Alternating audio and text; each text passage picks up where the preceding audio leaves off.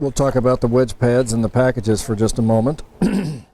Generally, what I try to start most horses off in as they progress in their training, as we step up into a little bit bigger shoe, as they grow, their feet get bigger, we go into a little bit bigger shoe.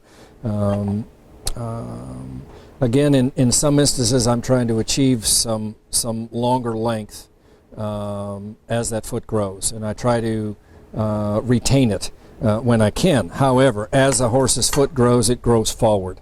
The toe grows forward. So in order to retain the angle for the horse, that's where the wedge pads come in. I've got a wedge pad on this package here that I've got my shoe, a number 3 wedge pad, and then a leather pad on the top.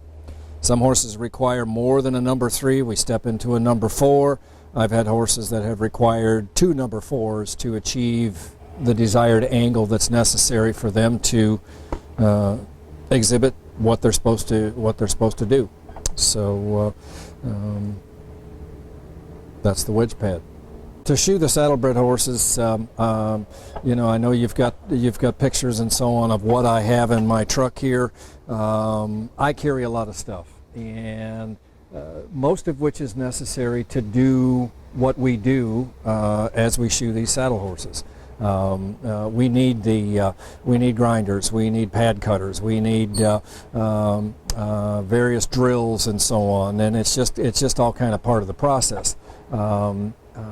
It's not something for everybody, but it pays well, and there are fewer and fewer saddlebred shoers out there as time goes on, at least in my experience, and there is a distinct need for guys and gals that are interested in shoeing saddlebreds.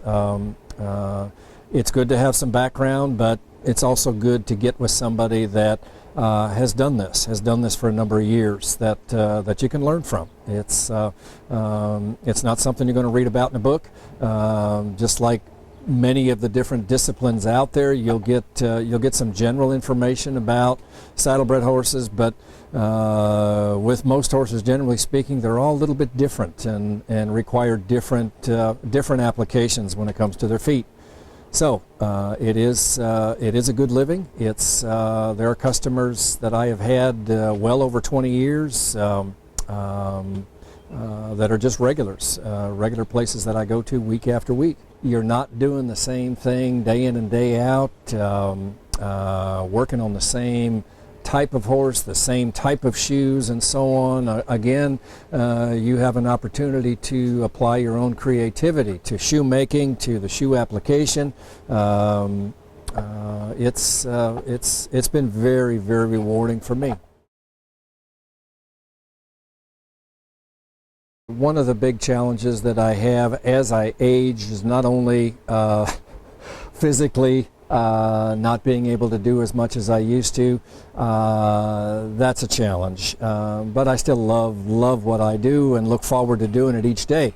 A challenge as far as the profession goes and being a saddlebred farrier, I struggle with some of the new ideas with regards to training. I did quite a bit of horse training myself, and I guess I was brought up old school, and unfortunately, as time marches on, a lot of the old horse trainers are dying off, and you know, the up and comings, not to say that there are not good horsemen and good horsewomen out there, when it comes to feet and what to do and when, it's a challenge. It's a challenge sometimes, but it requires at times a lot of explanation. It requires some trial and error at times, and you know, hopefully somewhere along the way we can get some of these things figured out, and everybody's happy.